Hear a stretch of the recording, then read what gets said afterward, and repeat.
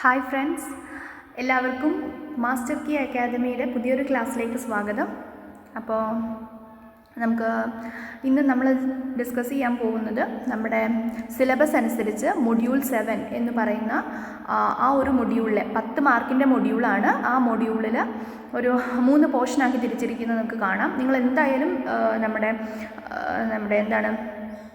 Syllabus print out എടുത്ത് എവിടെയാണോ പഠിക്കാനിരിക്കുന്നത്, ഏത് ബുക്കാണോ എടുക്കുന്നത്, എപ്പോഴും കാണുന്ന രീതിക്ക് അവിടെ വെച്ചേക്കുക. എപ്പോഴും നമ്മൾ പഠിക്കുന്ന കാര്യങ്ങൾ സിലബസിൽ സ്റ്റിക്ക് ഓൺ ചെയ്തിട്ടുള്ള, അതായത് സിലബസിലുള്ള കാര്യങ്ങളാണെന്നും അതുപോലെ സിലബസിലുള്ളത് എല്ലാ കാര്യങ്ങളും നമ്മൾ പഠിക്കുന്നുവെന്നും ഉറപ്പുവരുത്തണം. നമ്മൾ ചുമ്മാ അങ്ങനെ അറിവ് വർദ്ധിപ്പിക്കാൻ പഠിക്കുകയല്ല, നമ്മൾ നല്ല റാങ്കിലോട്ട് എത്തുകയും റാങ്ക് നേടി നല്ലൊരു ഗവൺമെൻറ് ജോലി നിങ്ങൾ ആഗ്രഹിക്കുന്ന പോലെ കിട്ടാനും വേണ്ടിയിട്ടാണ് പഠിക്കുന്നത്. സോ അങ്ങനെ കണ്ണിങ് ആയിട്ട് പഠിക്കുക, ചുമ്മാ അങ്ങനെ പഠിക്കാതെ. ഓക്കെ, അപ്പോൾ നമുക്ക് ആ ഒരു ഭാഗത്തിൽ ഒരു മിനിമം നമ്മൾ ആ 7th മൊഡ്യൂൾ നോക്കുകയാണെന്നുണ്ടെങ്കിൽ പൗൾട്രി ഹെൽത്ത് എന്നുള്ളൊരു ഭാഗമുണ്ട്.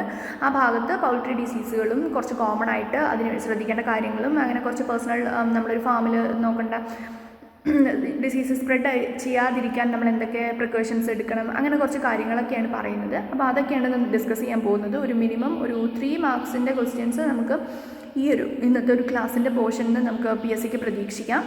സോ എല്ലാവരും ശ്രദ്ധിച്ചിരിക്കുക, ഈ 3 മാർക്ക് എന്തായാലും സ്കോർ ചെയ്യണം. ഓക്കെ, അപ്പോൾ അടുത്ത നമ്മൾ നോക്കുകയാണെന്നുണ്ടെങ്കിൽ നമ്മൾക്കിതിൽ ആദ്യം പൗൾട്രി ഡിസീസുകൾ നോക്കി തുടങ്ങാം. ഓക്കെ, അപ്പോൾ പൗൾട്രി ഡിസീസുകൾ നോക്കുമ്പോഴത്തേക്കും നമുക്ക് മെയിനായിട്ട് ആരാണ് അസുഖം ഉണ്ടാക്കുന്നത് എന്നതിനെ ബേസ് ചെയ്തിട്ട് ഒരു ക്ലാസിഫിക്കേഷൻ പറയുകയാണ്. അപ്പം വൈറസ് കോസ് ചെയ്യുന്ന ഡിസീസ്, ബാക്ടീരിയ, പാരസൈറ്റ്സ്, പ്രോട്ടോസോവ, ഇതാണ് മെയിനായിട്ട് നമ്മളെ സിലബസിൽ എടുത്ത് പറഞ്ഞിരിക്കുന്നത്. അത് മാത്രമേ നമ്മളിപ്പോൾ ഡിസ്കസ് ചെയ്യുന്നുള്ളൂ. ഓക്കെ, നമുക്ക് സിലബസ് കവർ ചെയ്തിട്ട് എക്സ്ട്രാ ടൈം ഉണ്ടെന്നുണ്ടെങ്കിൽ പിന്നീട് ഇതിന് പുറമേക്ക് നോക്കാം. ഓക്കെ, അപ്പം ഞാനിപ്പോൾ ഇന്നത്തെ ഈ ടോട്ടൽ ക്ലാസ് എടുത്ത് കഴിയുമ്പോഴത്തേക്കും നിങ്ങൾ ഈ ഒരൊറ്റ പേപ്പറിൽ ചുരുക്കണം ആ ഒരു സ്ലൈഡിലുള്ള, ഈ ഒരു ക്ലാസ്സിലുള്ള വിവരങ്ങൾ. മനസ്സിലായോ? അതായത് ഈ ക്ലാസ് മൊത്തം ശ്രദ്ധിച്ച് കേട്ട് നിങ്ങൾ വീണ്ടും 1-2 പ്രാവശ്യം കേട്ട് മനസ്സിലാക്കിയിട്ട് ഈ പൗൾട്രി ഡിസീസസ് എന്നുള്ള ഈ ഒരൊറ്റ പേജിലോട്ട് ചെറുതായിട്ട് വേണ്ട പോയിന്റുകൾ, ഡിസീസിന് നേരെ വേണ്ട പോയിന്റുകൾ മാത്രം എഴുതി വെച്ച് എക്സാമിൻ്റെ തലേന്ന് അല്ലെങ്കിൽ എക്സാമിന് റിവിഷൻ ചെയ്യുന്ന സമയത്ത് ഈ ഒറ്റ പേജ് മാത്രമായിരിക്കണം നിങ്ങൾക്ക് നോക്കേണ്ടി വരുന്നത്. ഓക്കെ, അപ്പോഴാണ് നമ്മൾ എഫക്റ്റീവായിട്ടുള്ള സ്റ്റഡി ആവുക. അല്ലാണ്ട് ഇങ്ങനെ എക്സാമിൻ്റെ തലേന്നും ഇങ്ങനെ എല്ലാം മറിച്ച് നോക്കാൻ നമുക്ക് എന്തായാലും ടൈം ഉണ്ടാവില്ല, ഒരുപാട് പഠിക്കാനുണ്ട്. ഓക്കെ, അപ്പം ഈ ഒരു ഇതിൽ ഞാൻ ജസ്റ്റ് ബേസിക് ക്ലാസിഫിക്കേഷനാണ് പറഞ്ഞിരിക്കുന്നത്. വൈറൽ ഡിസീസുകൾ ഏതൊക്കെയാണ്? Avian influenza, Marek disease, IBD, Newcastle disease. നിങ്ങൾ മുന്നേ +2 ഈ പൗൾട്രിയായിട്ട് ബന്ധപ്പെട്ട BHSC കോഴ്സൊക്കെ പഠിച്ചെങ്കിൽ നിങ്ങൾ ഓൾറെഡി ഡിപ്ലോമ പഠിച്ചവരൊക്കെ ആയിരിക്കും ഉണ്ടാവുക. അവരൊക്കെ ഓൾറെഡി കേട്ടിട്ടുണ്ടാവും. ഒന്നുകൂടി ഒന്ന് 1-2 പ്രാവശ്യം വായിക്കുക, ഒന്ന് ഓർത്തെടുക്കുക, അത്രയേ ഉള്ളൂ കേട്ടോ. അല്ലാതെ നിങ്ങൾ പഠിക്കാത്ത കാര്യങ്ങളൊന്നും അല്ല. ഇനി ബാക്ടീരിയൽ ഡിസീസുകളുണ്ട്. ബാക്ടീരിയൽ ഡിസീസുകളാണ് salmonellosis, fowl cholera, infectious coryza. പിന്നെ പാരസൈറ്റിക് ഡിസീസ് പഠിക്കാനുണ്ട്. പിന്നെ പ്രോട്ടോസോവൽ ഡിസീസ്, കോക്സിഡിയ, കോമൺ ആയിട്ടുള്ള ഒരു പ്രോട്ടോസോവൽ ഡിസീസും. ഇത്രയും മാത്രമാണ് നമ്മൾ സിലബസിൽ പറഞ്ഞിരിക്കുന്നത്. മാത്രമേ ഇപ്പം നമ്മൾ ഡിസ്കസ് ചെയ്യുന്നുള്ളൂ. ഓക്കെ, അപ്പോൾ നമുക്ക് നോക്കാം. ആദ്യത്തെ വൈറൽ ഡിസീസാണ് IBD. നമ്മൾ ആദ്യമായിട്ട് പഠിക്കുന്ന IBD എന്ന് പറയുമ്പോൾ അതിൻ്റെ ഫുൾ ഫോം ആദ്യം നമ്മൾ മനസ്സിലോട്ട് വരണം. Infectious bursal disease. അപ്പോൾ അതിൽ നിന്ന് തന്നെ നമുക്ക് മനസ്സിലാക്കുന്നത് ബർസയ്ക്ക് വരുന്ന ഇൻഫെക്ഷനാണ് ബർസ. അപ്പോൾ ബർസ എന്താ, അത് ആർക്കാണുള്ളത്, അതൊക്കെ ഓർക്കണ്ടേ. അപ്പം ഞാൻ അതിന് മുന്നേ ഒരു കാര്യം പറയാം. പൗൾട്രി എന്ന് പറഞ്ഞാൽ കോഴി മാത്രം എന്നൊരു തെറ്റിദ്ധാരണ ഉണ്ടാവരുത് കേട്ടോ. പൗൾട്രി എന്ന് പറഞ്ഞാൽ നമ്മൾ എഗ്ഗ്, മീറ്റ് പർപ്പസിന് റെയർ ചെയ്യുന്ന ബേർഡ്സിനൊക്കെ നമുക്ക് പൗൾട്രി പറയാം. ഗൂസ് ആയിക്കോട്ടെ, കൊയലായിക്കോട്ടെ, ഡക്ക് ആയിക്കോട്ടെ, നമ്മുടെ കോഴി, ചിക്കൻ ആയിക്കോട്ടെ, എല്ലാം നമ്മുടെ പൗൾട്രിയാണ്. ഓക്കെ, അപ്പം IBD, infectious bursal disease a lot തിരിച്ചു വരാം. അപ്പം ബർസ എന്ന് പറഞ്ഞാൽ ഒരു ലിംഫോയിഡ് ഓർഗനാണ്. അതായത് നമ്മുടെ ലിംഫോസൈറ്റിലെ ശ്വേതരക്താണുക്കൾ, അതിൻ്റെയൊക്കെ മെച്ചുറേഷൻ ഒക്കെ അതുമായിട്ടൊക്കെ ബന്ധപ്പെട്ടിരിക്കുന്ന, എന്തായാലും നമ്മുടെ ശ്വേതരക്താണുക്കൾ അല്ലെങ്കിൽ പ്രതിരോധ ശേഷി, ഇതൊക്കെയായിട്ട് ബന്ധപ്പെട്ടിരിക്കുന്ന ഒരു പ്രൈമറി ലിംഫോയിഡ് ഓർഗനാണ് നമ്മുടെ ബർസ എന്ന് പറയുന്നത്. ബർസ ബേർഡ്സിൽ തന്നെ, പക്ഷേ യങ് ബേർഡ്സിൽ മാത്രമേ ഉണ്ടാവുള്ളൂ. അതൊരു പ്രത്യേകതയാണ്. അതായത് ബേർഡ് കുറച്ച് ഏജ്ഡ് ആവുന്നതിനനുസരിച്ച്, പ്രായമാവുന്നതിനനുസരിച്ച്, നമുക്കറിയില്ല നമ്മളെ തൈമസ് ഗ്രന്ഥി ചുരുങ്ങും നമ്മളെ പ്രായമാവുന്നതിനനുസരിച്ച്. അതേപോലെ ഒരു ബർസ എന്ന് പറയുന്ന ഈ ലിംഫോയിഡ് ഓർഗൻ ഏജ്ഡ് ആവുന്നതിനനുസരിച്ച് റിഗ്രസ് ചെയ്ത് പോകും. അപ്പോൾ അതിൽ നിന്ന് നമുക്ക് ഈ കഥ ഞാൻ എന്തിനാ പറഞ്ഞതെന്ന് വെച്ചാൽ നിങ്ങളൊരു കാര്യം ഓർത്തിരിക്കാൻ വേണ്ടിയിട്ടാണ്. IBD ആർക്കാ വരിക എന്ന് ചോദിച്ചിട്ടുണ്ടെങ്കിൽ ബർസ ഉള്ളവർക്ക്. ബർസ എന്ന് പറയുന്നത് ചിക്സിനാണ് ഉണ്ടാവുക.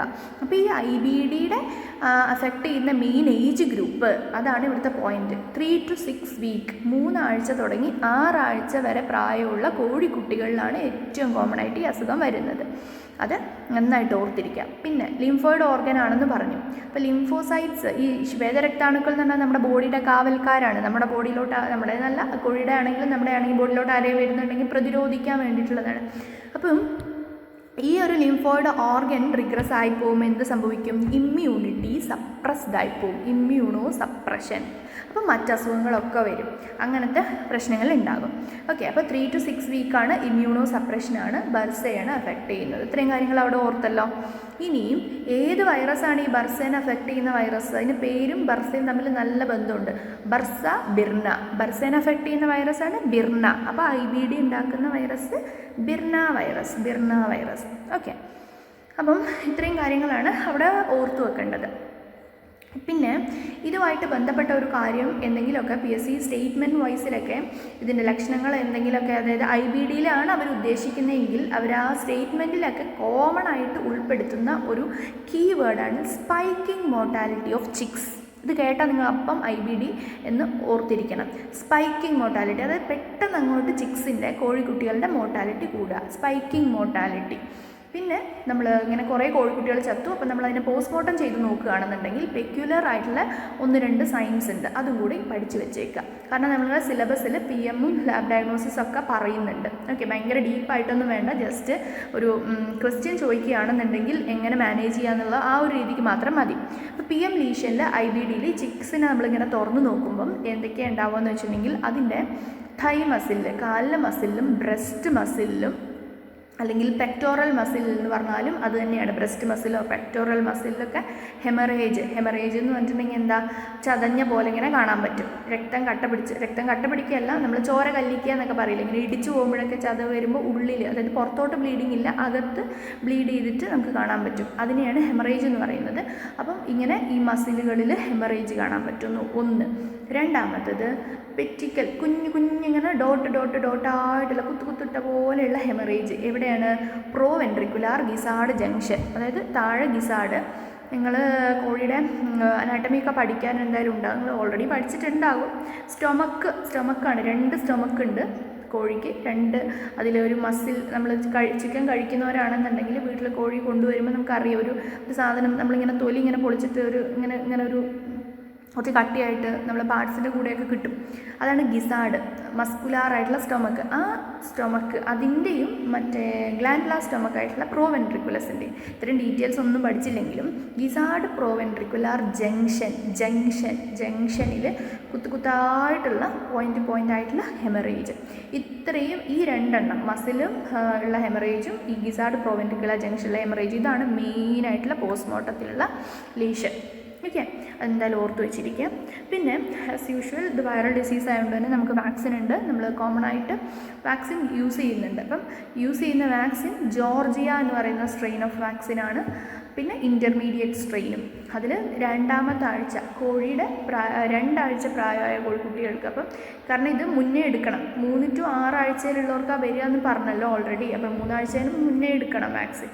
കുട്ടികൾക്ക് കുത്തിവയ്പ്പ് എടുക്കില്ല, അതേപോലെ കുത്തിവയ്പ്പാണ് ജോർജിയ. അത് നമ്മൾ കൊടുക്കുന്നത് ഓറലാണ്, അതായത് ഡ്രിങ്കിങ് വാട്ടറിൽ ആണ് കൊടുക്കുന്നത്. മറ്റേ 4th വീക്കിലുള്ളതും ഡ്രിങ്കിങ് വാട്ടറാണ്. ഏതാണ് റൂട്ട് എന്നുള്ളതും വാക്സിൻ്റെ സ്ട്രെയിനും അത് ഏതിനാണ് കൊടുക്കുന്നത് എന്നുള്ളതും ഒന്ന് നോട്ട് ചെയ്യാം. ഞാനിപ്പോൾ ഇതിന് കൂടെ പറയുന്നുണ്ട്. അതല്ലാതെ കോമൺ ആയിട്ട് നമ്മൾ പ്രാക്ടീസ് ചെയ്യുന്ന, നമ്മൾ യൂണിവേഴ്സിറ്റി ഫാമിലൊക്കെ പ്രാക്ടീസ് ചെയ്യുന്ന വാക്സിനേഷൻ ഷെഡ്യൂൾ അവസാനം ചേർക്കുന്നുണ്ട്. ആ കോളം എന്തായാലും നിങ്ങൾ പഠിച്ചിരിക്കുക, അപ്പോൾ ഇത് സ്വാഭാവികമായിട്ടും അതിൽ വരും. ഓക്കെ, പിന്നെ ഇത് സൂണോട്ടിക് ഇമ്പോർട്ടൻസ് ഉള്ള ഒരു അസുഖമല്ല. അതായത് സൂണോട്ടിക് എന്ന് പറയുമ്പോൾ മനുഷ്യന്മാർക്ക്, മൃഗങ്ങളിൽ നിന്നും മനുഷ്യന്മാർക്ക്, അല്ലെങ്കിൽ പക്ഷികളിൽ നിന്നും മനുഷ്യന്മാർക്ക് വരുന്ന അസുഖം, അങ്ങനൊരു അസുഖം അല്ല. ഓക്കെ, അത്രയാണ് IBDനെ പറ്റിയിട്ട് ഓർക്കാനുള്ളത്. ഒന്നും കൂടി ഒന്ന് ആവർത്തിച്ച് കേൾക്കുക കേട്ടോ, ഒന്നും കൂടി ഒന്ന് ബാക്ക് അടിക്കുക, ഒന്നും കൂടി ഒന്ന് കേൾക്കുക, എന്നിട്ട് അടുത്ത പോർഷനിലേക്ക് പോവാം. ഓക്കെ, അപ്പോൾ IBD.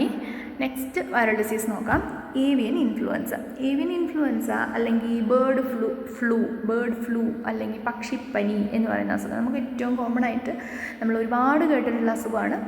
അപ്പം അതിൻ്റെ ഒരു ഇത് വെച്ചാൽ നിങ്ങൾ കണ്ടിട്ടുണ്ടാവും, മറ്റേ കുട്ടനാട്ടിലൊക്കെ താറാവിനൊക്കെ പക്ഷിപ്പനി വന്നു, ആകെ ചുട്ടുകൊല്ലുന്ന അങ്ങനത്തെ ന്യൂസുകളൊക്കെ. നമുക്ക് കൊറോണയുടെ തൊട്ട് മുന്നേ തന്നെ കേരളത്തിലൊരു ഔട്ട് ബ്രേക്ക് ഉണ്ടായിരുന്നു. ഇപ്പോൾ അടുത്ത് തന്നെ ഔട്ട് ബ്രേക്ക് ഉണ്ടായിട്ടുണ്ടായിരുന്നു. അപ്പോൾ ന്യൂസിൽ കണ്ടിട്ടുണ്ടാവും. ഓക്കെ, ഇതിനൊരു ഭയങ്കര ഒരു ഇമ്പോർട്ടൻ്റ് ആയിട്ടുള്ളൊരു കാര്യം ഓർക്കേണ്ടതെന്ന് പറയുന്നത് നോട്ടിഫയബിൾ ഡിസീസാണ്. നമ്മൾ ആകെ ഒരൊറ്റ നോട്ടിഫയബിൾ ഡിസീസേ ഇന്നത്തെ ക്ലാസ്സിൽ പഠിക്കുന്നുള്ളൂ. അത് ഏവിയൻ ഇൻഫ്ലുവൻസയാണ്. നോട്ടിഫയബിൾ ഡിസീസാണ്. നോട്ടിഫയബിൾ ഡിസീസ് എന്ന് പറഞ്ഞാൽ അത് എത്രയും പെട്ടെന്ന് നമ്മൾ ഫാമിലോ വീട്ടിലോ എവിടെയാണെന്നുണ്ടെങ്കിലും റിപ്പോർട്ട് ചെയ്ത് കഴിഞ്ഞാൽ, നമ്മൾ അങ്ങനെ തോന്നിക്കഴിഞ്ഞാൽ അല്ലെങ്കിൽ അത് ഡയഗ്നോസ് ചെയ്ത് കഴിഞ്ഞാൽ, കണ്ടുപിടിച്ച് കഴിഞ്ഞാൽ അപ്പം തന്നെ നമ്മൾ ഹയർ അതോറിറ്റിക്ക് റിപ്പോർട്ട് ചെയ്തിരിക്കണം, എന്തായാലും ചെയ്തിരിക്കണം. ഓക്കെ, കാരണം എന്തായിരിക്കും, അത് സൂണോട്ടിക് ആണ് എന്ന് വെച്ചാൽ മനുഷ്യന്മാർക്ക് വരും, നമുക്ക് പക്ഷിപ്പനി വരും. സോ അതുകൊണ്ട് തന്നെ നമ്മൾ എത്രയും പെട്ടെന്ന് കണ്ടു കഴിഞ്ഞാൽ അതിങ്ങനെ മൂടി വെക്കാൻ ഒരിക്കലും പാടില്ലാത്തതാണ്. അപ്പം തന്നെ നമ്മൾ അല്ലെങ്കിൽ സ്വയം ട്രീറ്റ് ചെയ്തിട്ട് ഇങ്ങനെ മാറുമായിരിക്കും ഓർത്തിട്ടോ, അല്ലെങ്കിൽ അസുഖം വന്ന് കോഴീനെ വേറെ കൊണ്ടിടുക, അങ്ങനെയൊന്നും ചെയ്യാനേ പാടില്ല. അപ്പം തന്നെ നോട്ടിഫയബിൾ ആയിട്ടുള്ള ഡിസീസാണ്, ഹയർ അതോറിറ്റിക്ക് അപ്പം തന്നെ നോട്ടിഫൈ ചെയ്തിരിക്കണം. ഓക്കെ, പിന്നെ ഏത് ഏജ് ഗ്രൂപ്പിലുള്ളവർക്കും വരാം. അപ്പം ഈ ഏജ് ഗ്രൂപ്പ് ചോദിക്കാൻ ചാൻസ് ഉള്ളത് കറക്റ്റ് ഒരു പർട്ടിക്കുലർ ഏജ് ഗ്രൂപ്പിൽ പറയുന്നത്. ഇപ്പോൾ IBDക്ക് 3 to 6 പറഞ്ഞില്ല, അപ്പോൾ അതിനാണ് ചോദിക്കാൻ ചാൻസ് ഉള്ളത്. അല്ലാണ്ട് ഇപ്പോൾ ഏത് ഏജ് ഗ്രൂപ്പിലും വരാമെന്ന് കോമൺ ആയിട്ടുള്ള ഒന്നിൽ നിന്ന് അങ്ങനെ ക്വസ്റ്റ്യൻ വരാൻ ചാൻസ് ഇല്ല. ഓക്കെ, പിന്നെ മുഖമൊക്കെ വീർത്ത് വരിക, ഫേഷ്യൽ എഡിമ ലക്ഷണങ്ങളാണ്. കോഴിക്ക് മറ്റേ കോമ്പും വാട്ടലർ പൂവുണ്ടാവുമല്ലോ, കോഴിയുടെ പൂവും ഇവിടെയുള്ള ഫ്ലഷി ആയിട്ടുള്ള പോർഷൻ, അതിനെയാണ് വാട്ടിൽ എന്ന് പറയുന്നത്. വാട്ടിലും കോമ്പൊക്കെ നീല നിറാവുന്നു. ഇതൊക്കെ എന്താണ്, സയൻസാണ്. നമ്മുടെ കാലുണ്ടല്ലോ, അതുകൊണ്ടാണ് കാലിലൊക്കെ മൊത്തത്തിൽ ഹെമറേജിക്ക്, കാലിങ്ങനെ വളഞ്ഞിങ്ങനെ, അതായത് കാലിൻ്റെ എന്താ പറയുക, കോഴിയുടെ കാലിൻ്റെ വിരലുകളൊക്കെ ഇങ്ങനെ വളഞ്ഞിരിക്കുക, ഇതൊക്കെയാണ് ലക്ഷണങ്ങളായിട്ട് പറയുന്നത്. പിന്നെ സൂണോട്ടിക് ഇമ്പോർട്ടൻറ്റും നോട്ടിഫയബിൾ എന്നുള്ളതാണ് ഈ ഭാഗത്ത് നിന്ന് ഏറ്റവും ഇമ്പോർട്ടൻ്റ് ആയിട്ടുള്ള കാര്യങ്ങൾ. പിന്നെ ഒരു കാര്യം കൂടി ഓർത്ത് വെച്ചേക്കുക, നമ്മൾ ഏവിയൻ ഇൻഫ്ലുവൻസ വൈറസ് എന്ന് ഈ രോഗകാരിനെ പറയുന്നുണ്ടെങ്കിലും നമ്മളതിൻ്റെ സ്ട്രെയിൻ, നമ്മൾ കേരളത്തിൽ റിപ്പോർട്ട് ചെയ്ത കോമൺ ആയിട്ടുള്ള സ്ട്രെയിൻ എന്ന് പറയുന്നത് H5N1 ആണ്. അതും കൂടെ ഒന്ന് ഓർക്കുക, കാരണം വല്ല ഓപ്ഷനിലും H5N1 എന്ന് കണ്ടാലും എന്ത് തന്നെയാണ്, ഏവിയൻ ഇൻഫ്ലുവൻസ തന്നെയാണെന്ന് ഓർക്കണം. പിന്നെ ഈ ഒരു ടോപ്പിക്കുമായിട്ട് ഏവിയൻ ഇൻഫ്ലുവൻസയുടെ കൂടെ നമ്മൾ ചേർത്ത് ഓർത്ത് വെക്കേണ്ട ഒരു കാര്യമാണ് സ്റ്റാമ്പിംഗ് ഔട്ട് പോളിസി. അത് തന്നെ കേൾക്കുമ്പോൾ നമുക്ക് എന്തോ പുറത്താക്കിയിട്ട് മുദ്ര കുത്തി എന്നൊക്കെ പറയുന്ന പോലെ സ്റ്റാമ്പിംഗ് ഔട്ട് അത് തന്നെയാണ്. അതായത് ഈ എഫക്റ്റായ ബേർഡ്സിൻ്റെ ചുറ്റുള്ള ബേർഡ്സിനെയും ഇനി എന്തെങ്കിലും തരത്തിൽ വരാൻ ചാൻസ് എന്ന് സസ്പെക്ട് ചെയ്യുന്ന ബേർഡ്സിനെ, അങ്ങനെ എല്ലാത്തിനെയും കില്ല് ചെയ്യുന്ന ആ ഒരു പോളിസിനെയാണ് സ്റ്റാമ്പിംഗ് ഔട്ട് പോളിസി. മൊത്തത്തിൽ നിർമ്മാർജ്ജനം ചെയ്യുക, എല്ലാവരെയും കൂടെ അങ്ങോട്ട് ഒഴിവാക്കുക. അത് ഏതിനാണെന്ന് ചോദിക്കുകയാണെന്നുണ്ടെങ്കിൽ അത് ഏവിയൻ ഇൻഫ്ലുവൻസ. ഓക്കെ, പക്ഷിപ്പനി. ഈ പക്ഷിപ്പനി പറയുമ്പോൾ നമ്മളിങ്ങനെ ചുട്ടുകൊല്ലുന്ന കാര്യമൊക്കെ ഓർക്കുക. അപ്പം അതിലെന്താ ചെയ്യുന്നത്, വരെ സ്റ്റാമ്പിംഗ് ഔട്ട് മൊത്തത്തിൽ ഒഴിവാക്കുകയാണ് ചെയ്യുന്നത്. പിന്നെ ഇതിൻ്റെ സിനോണിം ഭയങ്കര ഇമ്പോർട്ടൻ്റ് ആണ്, ചിലപ്പോൾ ക്വസ്റ്റ്യനിൽ അങ്ങനെ വരാം. അതായത് ഇതിന് വേറൊരു പേരും കൂടെ പറയും. നമുക്കറിയാലോ, പ്ലേഗ് എന്ന് പറഞ്ഞാൽ എന്താ, കുഷ്ഠം. അപ്പോൾ കുഷ്ഠം വന്നു കഴിഞ്ഞാൽ മനുഷ്യന്മാർ ചത്തുപോകും. ഭയങ്കര പ്രശ്നമുള്ള അസുഖമാണ് കുഷ്ഠം. അതേപോലെ ഭയങ്കര പ്രശ്നമുള്ള ബേർഡ്സിൻ്റെ അസുഖമാണ് എന്ത്, ഫൗൾ പ്ലേഗ് അഥവാ പക്ഷിപ്പനി. അതായത് ഏവിയൻ ഇൻഫ്ലുവൻസയ്ക്ക് തന്നെ ഫൗൾ പ്ലേഗ്, അതായത് പക്ഷികളിലെ കുഷ്ഠം, ഫൗൾ പ്ലേഗ് എന്നും അറിയപ്പെടുന്നുണ്ട്. ഓക്കെ, അതും കൂടി ഇതിൻ്റെ കൂടെ ഓർക്കുക. ഇപ്പോൾ 2 അസുഖങ്ങൾ പഠിച്ചു കഴിഞ്ഞു, IBDയും പഠിച്ചു, ഏവിയൻ ഇൻഫ്ലുവൻസയും പഠിച്ചു. ഇനി നമ്മൾ മാരക്സ് ഡിസീസ്, മാരകമായൊരു അസുഖം, അങ്ങനെ തന്നെ മനസ്സിൽ വെക്കുക. മാരക്സ് ഡിസീസ്, മാരകമായ അസുഖങ്ങളൊക്കെ വന്നു കഴിഞ്ഞാൽ എന്താ സംഭവിക്കുക, പാരലിസ്ഡ് ആയി പോകും, ഇങ്ങനെ കിടന്നു പോകില്ലേ. അതേപോലെ ഇതിൻ്റെ വേറെ പേരുകളൊക്കെ അങ്ങനത്തെ പേരുകളാണ്. Foul paralysis, rage paralysis, classical paralysis, red leg എന്നൊക്കെ പറഞ്ഞാൽ മാരക്സ് ഡിസീസ്. ഇനി ഇതിൻ്റെ രോഗകാരി എന്ന് പറയുന്നത് ഇതും വൈറസ് ഡിസീസാണ്, ആൽഫ ഹെർപ്പസ് വൈറസ് ആണ്. പിന്നെ ഏജ് ഗ്രൂപ്പ്, ഇത് ഇമ്പോർട്ടൻ്റ് ആണ്. ഏജ് ഗ്രൂപ്പ് നോക്കൂ, എബവ് 8 വീക്സ്, അതായത് 8 ആഴ്ച അല്ലെങ്കിൽ 2 മാസത്തിൽ കൂടുതൽ പ്രായമുള്ള കോഴികൾക്കാണ് ഇത് എഫക്റ്റ് ചെയ്യുന്നത്, മാരക്സ് ഡിസീസ്. മനസ്സിലായോ? 2 മാസത്തിൽ മുകളിൽ, 8 വീക്കിൽ മുകളിൽ പ്രായമുള്ളതിൽ. ഇതിൽ ചിലപ്പം നല്ല ഹെൽത്തി ആയിട്ട് തോന്നുന്ന ബേർഡ് പെട്ടെന്നൊരു ദിവസം അങ്ങ് ചത്തുപോകും. അതാണ് ഡെത്ത് വിത്തൗട്ട് എനി സൈൻ ഉണ്ടാവാം. ഇനി അത്ലറ്റിക് പോസ്ചർ, ഭയങ്കരമായിട്ട് മാരക് ഡിസീസുമായിട്ട് ഭയങ്കര എപ്പോഴും ക്വസ്റ്റ്യൻസ് കാണുന്ന ഒരു ഇതാണ്, ഒരു സൈനായിട്ട് പറയുന്നതാണ് അത്ലറ്റിക് പോസ്ചർ അല്ലെങ്കിൽ യൂണിലാറ്ററൽ ലെഗ് പാരാലിസിസ് എന്ന് പറയുന്നത്. യൂണിലാറ്ററൽ എന്ന് പറഞ്ഞാൽ ഒരു സൈഡിൽ ലെഗ്, കാല് പാരലൈസ്ഡ് ആയി പോകുന്നു. അതായത് അത്ലറ്റിക് പോസ്ചർ പറഞ്ഞാൽ മനസ്സിലായോ? അതായത് അത്ലറ്റ്സൊക്കെ ഇങ്ങനെ ഓടാൻ നിൽക്കൂലേ, ഒരു റേസൊക്കെ തുടങ്ങുന്നതിന് മുമ്പ് അവരിങ്ങനെ ഓടാൻ നിൽക്കൂലേ, ഒരു കാലിങ്ങനെ ബാക്കോട്ട് ഒരു കാലിങ്ങനെ ഫ്രണ്ടിലോട്ട്, അതേമാതിരി ഒരു യൂണിലാറ്ററൽ, ഒരു വശത്തെ കാലിങ്ങനെ പാരലൈസ്ഡ് ആയിട്ട് ഇങ്ങനെ നീണ്ടു കിടക്കുന്നുണ്ടാവും. അതിനെയാണ് യൂണിലാറ്ററൽ ലെഗ് പാരാലിസിസ് എന്ന് പറയുന്നത്. അത് ഇതിൻ്റെ ഭയങ്കര ഒരു ഇമ്പോർട്ടൻ്റ് ആയിട്ടുള്ള സൈനാണ്. പിന്നെ അതേപോലെ മാരകമായ അസുഖമാണെന്ന് തന്നെ മനസ്സിലോർക്കുക. അപ്പോൾ പാരാലിസിസുകളൊക്കെ വന്നു. അത്ലറ്റ് മാരകമായ അസുഖം വന്നു. അത്ലറ്റ് അത് അതിൻ്റെ കൂടെ തന്നെ എങ്ങനെയെങ്കിലും കണക്ട് ചെയ്ത് വെച്ചോളൂ. അത്ലറ്റിക് പോസ്ചർ ചോദിക്കാം. ഇനി 8 കുറച്ച് അത്ലറ്റൊക്കെ ആവണമെന്നുണ്ടെങ്കിൽ ഇത്തിരി വലിയ ആൾക്കാരല്ല, അതേപോലെ വലിയ കോഴികൾക്കാണ് വരിക എന്ന് ഓർക്കുക. 8 വീക്ക് അഥവാ 2 മാസത്തിൽ മുകളിലുള്ള ബേഡ്സിനാണ് വരുന്നത്. സോ പിന്നെ നിയോപ്ലാസ്റ്റിക് ആയിട്ടുള്ള വൈറസാണ്. അതായത് മാരകമെന്ന് ഞാൻ ഓൾറെഡി പറഞ്ഞല്ലോ. ഉള്ളിൽ കുഞ്ഞ് ക്യാൻസർ ഉണ്ടാക്കും. അതായത് ചെറിയ ട്യൂമേഴ്സ് ഉണ്ടാക്കും, വിസറൽ ട്യൂമറുകൾ ഉണ്ടാക്കും. കണ്ണ് ഒരുമാതിരി ഗ്രേ ആവും, അല്ലെങ്കിൽ പേൾ ഉണ്ടാവുമല്ലോ, മാലയുടെ മുത്തിലെ പേള് പോലെയായിട്ട് പേളി ഐസ്. ഇതൊക്കെ എന്തിൻ്റെ മാരക് ഡിസീസിൻ്റെ സയൻസാണ്. ചോദിക്കാവുന്നതാണ്. മുന്നേ ക്വസ്റ്റ്യൻസ് കണ്ടിട്ടുണ്ട്. ഈ ഒരു എക്സാം നടന്നിട്ടില്ല, മുന്നേ വേറെ എക്സാമിന് LI ആയാലും VS അങ്ങനെ വേറെയുള്ള എക്സാമുകൾക്കൊക്കെ കണ്ടിട്ടുണ്ട്. ഈ സയൻസൊക്കെ ഓർത്ത് വെച്ചിരിക്കുക. പിന്നെ വാക്സിനേഷൻ ഉണ്ട്. വാക്സിനേഷൻ മാരകമായൊരു അസുഖമായതുകൊണ്ട് നമ്മൾ ജനിച്ച അന്ന് തന്നെ വാക്സിൻ കൊടുക്കും. അതായത് ഡേ ഓൾഡ് വാക്സിനേഷനാണ്. HVT എന്ന് പറയുന്ന വാക്സിൻ സ്ട്രെയിനാണ്. HVT herpes viral turkey herpes viral എന്ന് പറയുന്ന ഹെർപ്പിസ് വൈറസ് ആണല്ലോ അസുഖം ഉണ്ടാക്കുന്നത്. അപ്പോൾ കോഴിയുടേത് എടുത്ത് കൊടുക്കില്ല, കോഴിക്ക് പകരം ടർക്കിയുടേത് എടുത്ത് കൊടുക്കും. അങ്ങനെ ഓർത്താൽ മതി. ടർക്കിയുടെ ഹെർപ്പിസ് വൈറൽ. അങ്ങനെ HVT എന്ന് പറയുന്ന സ്ട്രെയിൻ 0.2 ml. ഇത് കൊടുക്കുന്ന റൂട്ട് ഇമ്പോർട്ടൻ്റ് ആണ്. തൊലിയുടെ അടിയിലോട്ടാണ് കുത്തിവെച്ച് കൊടുക്കുന്നത്. കാരണം ജനിച്ച കോഴിക്കുട്ടി വെള്ളം കുടിക്കില്ല എന്ന് ഓർക്കുക. അങ്ങനെയൊന്നും അല്ല കേട്ടോ, അങ്ങനെയൊന്നും അല്ല, ഞാൻ ഓർക്കാൻ വേണ്ടി പറയുകയാണ്. ജനിച്ച അന്ന് തന്നെ കൊടുക്കുകയാണ് നമ്മൾ. സോ അതിന് കഴിക്കാനും അങ്ങനെയൊന്നും അറിയണ്ടാവില്ല. അപ്പോൾ നമ്മളപ്പോൾ തന്നെ സബ് കട്ട് നിങ്ങൾക്ക് ഓർത്തിരിക്കാൻ വേണ്ടി പറയുകയാണ്. നിങ്ങൾ പ്രാക്ടീസ് ചെയ്യേണ്ടി വരുന്ന ഫാർമസിസ്റ്റൻ്റൊക്കെ ആയിട്ട് പോകുമ്പോൾ എന്തായാലും പ്രാക്ടീസ് ചെയ്യേണ്ടി വരുന്ന ഒരു പ്രൊസീജിയറാണ് HVT വാക്സിൻ. 0.2 ml തൊലിക്കടിയിലേക്ക് സബ്ക്യൂട്ടേനിയസ് ആയിട്ട് കൊടുക്കും. ഓക്കെ, ഇനി ഇതും സൂണോട്ടിക് ഇമ്പോർട്ടൻസ് ഉള്ള ഒരു അസുഖമല്ല.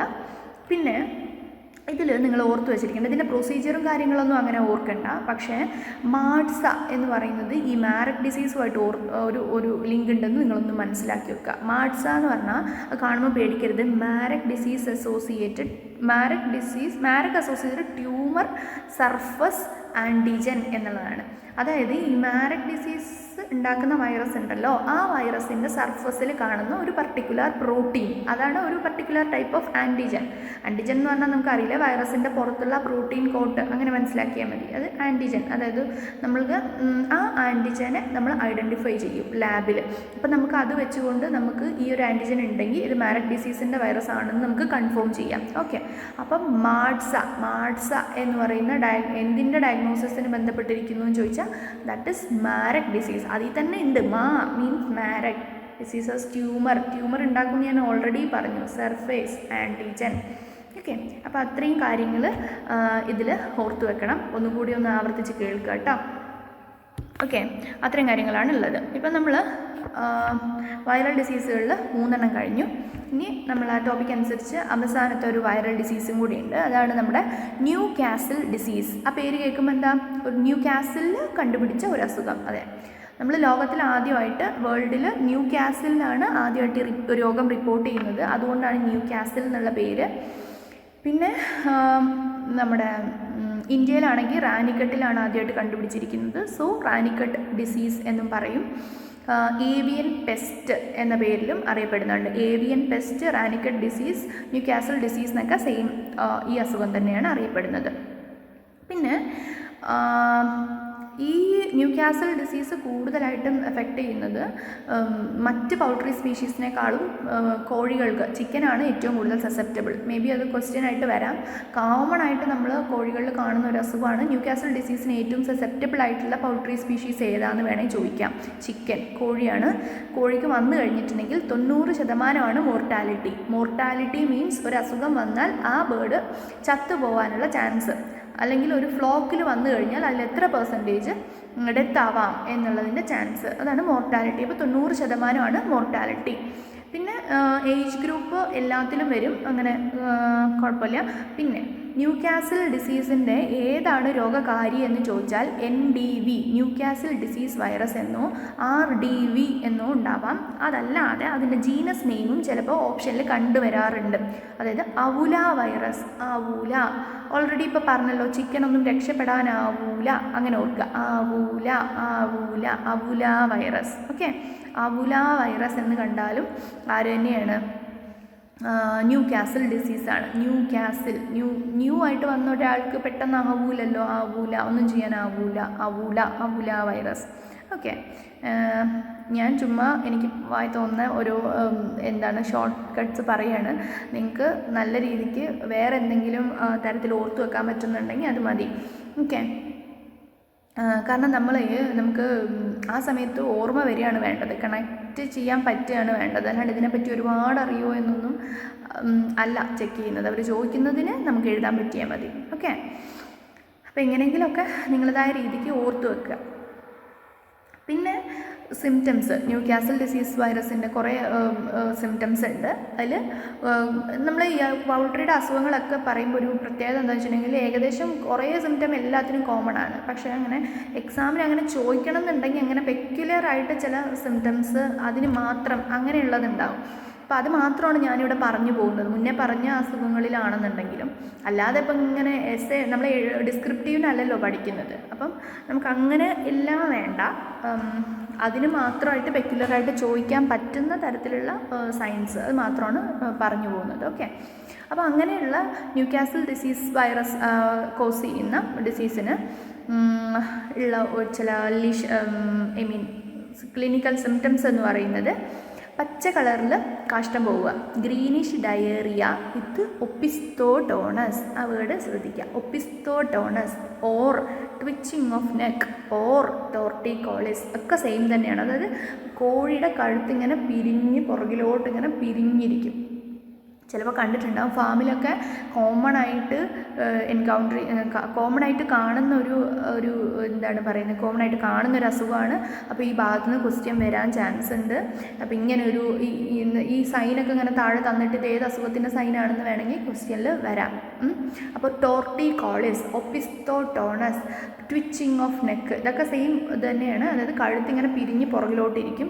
ഗ്രീനിഷ് ഡയറിയയും ഉണ്ടാകും. ഇതൊക്കെ ന്യൂകാസിൽ ഡിസീസിൻ്റെ ഒരു സൈനാണെന്ന് ഓർക്കുക.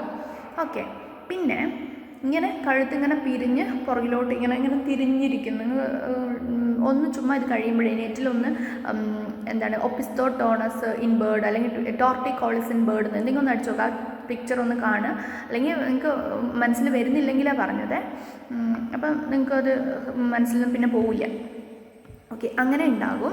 പ്ലസ് പിന്നെ ഗ്രീനിഷ് ഡയറിയ ഉണ്ടാകും. ഈ സൈൻസൊക്കെ കാണുന്നത് ന്യൂകാസിൽ അല്ലെങ്കിൽ റാനിക്കട്ട് ഡിസീസിലാണ്.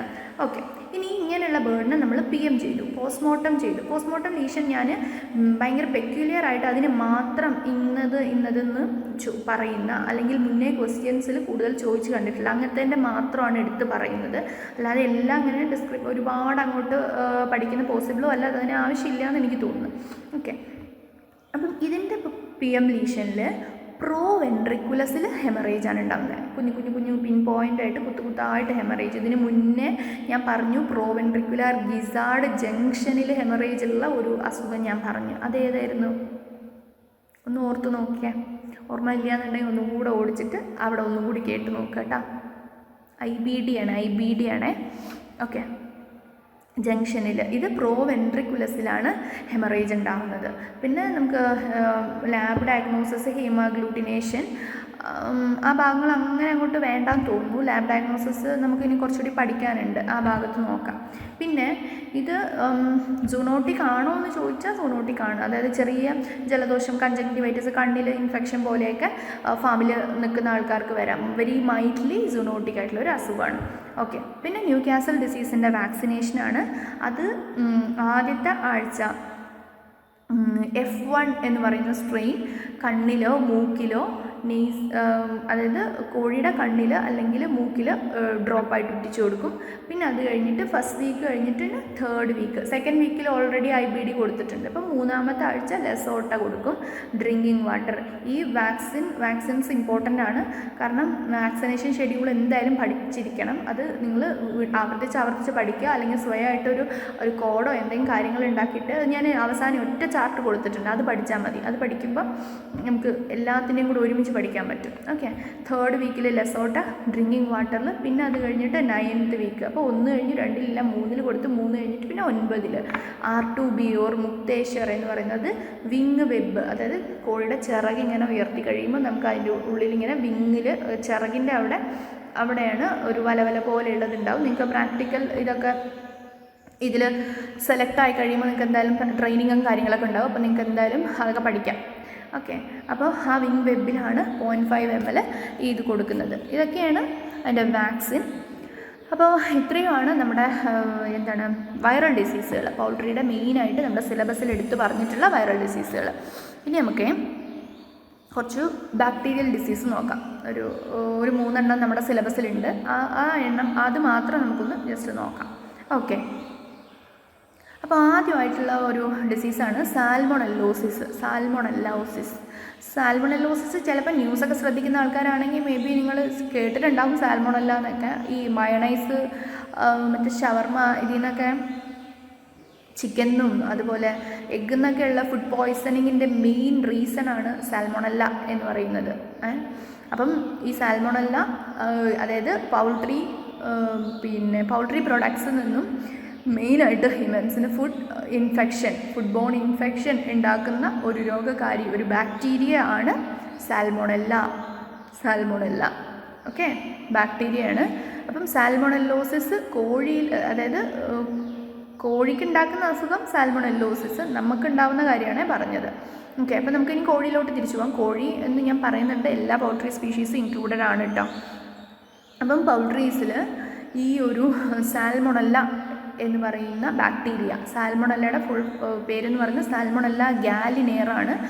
സാൽമണല്ലോസിസ് എന്ന് പറയുന്ന അസുഖം ഉണ്ടാക്കുന്നത്. വേറെ കുറേ സ്പീഷീസുകളൊക്കെ ഉണ്ട്, നമുക്ക് അത്ര അങ്ങോട്ട് ഡീപ്പായിട്ട് വേണ്ടായിരിക്കും. ഓക്കെ. അപ്പോൾ സാൽമോണല്ല ഗാലിനേറാണ് സാൽമോണല്ലോസിസ് ഉണ്ടാക്കുന്നത്. സാൽമോണല്ലോസിന് വേറൊരു പേരും കൂടി ഉണ്ട്, ഫൗൾ ടൈഫോയിഡ്. നമ്മളെ ടൈഫോയിഡ് മനുഷ്യന്മാരുടെ ടൈഫോയിഡ് അറിയില്ലേ, അതേപോലെ ഫൗൾ, കോഴിയുടെ ടൈഫോയിഡ് എന്നറിയപ്പെടുന്നതാണ് fowl typhoid. Which one of the following is the known as fowl typhoid? Direct question വേണമെങ്കിൽ വരാം. ഓക്കെ. അത് വന്നിട്ട് തെറ്റിപ്പോയി കഴിഞ്ഞാൽ ആണെങ്കിൽ റിഗ്രറ്റ് ചെയ്യേണ്ടി വരും പിന്നീട്. ഓക്കെ. അപ്പോൾ ഓർത്ത് വെച്ചേക്കാം, സാൽമോണല്ലോസിസ് ആണ് ഫൗൾ ടൈഫോയിഡ് എന്നറിയപ്പെടുന്നത്. സാൽമോണല്ല ഗാലിനേറാണ്. ഇതിൻ്റെയും ഏജ് ഗ്രൂപ്പ് നമ്മുടെ IBD വൈറൽ ഡിസീസ് IBD പഠിച്ച സമയത്ത് പറഞ്ഞ പോലെ തന്നെ ഏജ് ഗ്രൂപ്പ് അഫക്റ്റ് ചെയ്യുന്ന ഏജ് ഗ്രൂപ്പ്, അതായത് കോഴിക്കുട്ടികൾ, ചിക്സിൽ 3 to 6 വീക്കുള്ള ചിക്സിനെ അഫക്റ്റ് ചെയ്യുന്ന ഒരു ബാക്ടീരിയൽ അസുഖമാണ് സാൽമോണല്ലോസിസ് എന്ന് പറയുന്നത്. ഇവിടെ മഞ്ഞ വാട്ടറി ഡയറിയയാണ്, യെല്ലോയിഷ് വാട്ടറി ഡയറിയ വിത്ത് റെസ്പിറേറ്ററി ഡിസ്ട്രസ്, ഭയങ്കരമായിട്ട് ശ്വാസം മുട്ടും, യെല്ലോയിഷ് വാട്ടറി ഡയറിയ ഉണ്ടാവാം. പിന്നെ ഇതിൻ്റെ PM ലീഷൻ അഥവാ പോസ്റ്റ്മോർട്ടം ലീഷൻ ഭയങ്കര ഇമ്പോർട്ടൻ്റ് ആണ്. ഈ ഒരു അസുഖത്തിന് മാത്രം പെക്യുലറാണ്. ലിവർ, കോഴിക്കുട്ടികൾ, ഇത് വന്ന് ചത്ത കോഴിക്കുട്ടികളെ നമ്മൾ തുറന്നു നോക്കിക്കഴിഞ്ഞിട്ടുണ്ടെങ്കിൽ അതിൻ്റെ liver will be greenish bronze discolouration. ഒരു പച്ച ബ്രോൺസ് എന്ന് പറഞ്ഞിട്ടുണ്ടെങ്കിൽ വെങ്കലം പോലെ ഡിസ്കളേർഡ് ആയിട്ടിരിക്കും. ഗ്രീനിഷ് ബ്രോൺസ് ഡിസ്കളറേഷൻ, ഒരു പച്ച കളറിൽ ലിവർ എന്താ ഡിസ്കളേർഡായിട്ട് ഇരിക്കും. അത് ഇമ്പോർട്ടൻ്റ് ആയിട്ടുള്ളൊരു പോസ്റ്റ്മോർട്ടം ലീഷനാണ് സാൽമോണല്ലോസിസിൻ്റെ. പിന്നെ നമുക്ക് ഇത് ബാക്ടീരിയൽ ഡിസീസ് ആയതുകൊണ്ട് തന്നെ നമ്മൾ ആൻറ്റിബയോട്ടിക്സ് വെച്ചിട്ട് ട്രീറ്റ് ചെയ്യും. അതിൽ ടെട്രാസൈക്ലിൻ ഗ്രൂപ്പാണ് കോമൺ ആയിട്ട് യൂസ് ചെയ്യുന്നത്. അങ്ങനെ ട്രീറ്റ്മെൻറ്റിൽ അങ്ങനെ ചോദിക്കാൻ ചാൻസ് കുറവാണ്. ഏത് ടെട്രാസൈക്ലിൻ ഗ്രൂപ്പിൽ ഏത് ഡ്രഗ് എന്നൊന്നും ചോദിക്കാൻ ചാൻസ് ഇല്ല. അറ്റ്ലീസ്റ്റ് കോമൺ ആയിട്ട് നമ്മൾ എല്ലാത്തിലും ടെട്രാസൈക്ലിൻ ഗ്രൂപ്പാണ് യൂസ് ചെയ്യുന്നത്. പിന്നെ നമുക്ക് ഐസൊലേഷനും കള്ളിങ് മെത്തേഡ്, അതായത് ഏതെങ്കിലും ഒരു ബേർഡിനെ നമ്മളിങ്ങനെ സസ്പെക്റ്റ് ചെയ്യുകയാണെങ്കിൽ അതിനെ മാത്രം ഐസൊലേറ്റ് ചെയ്യാം. അല്ലാന്നുണ്ടെങ്കിൽ അസുഖം വന്ന കോഴികളെ നമുക്ക് മൊത്തത്തിൽ ചെറിയ രീതിക്കുള്ളെങ്കിൽ അതിനെ ഐസൊലേറ്റ് ചെയ്യുക. അതായത് ഹെൽത്തി ആയിട്ടുള്ള പ്രശ്നമില്ലാത്ത ബേർഡ്സിൽ നിന്നും അതിനെ മാത്രം മാറ്റി വേറൊരു കൂട്ടിലോട്ട് പാർപ്പിക്കുക.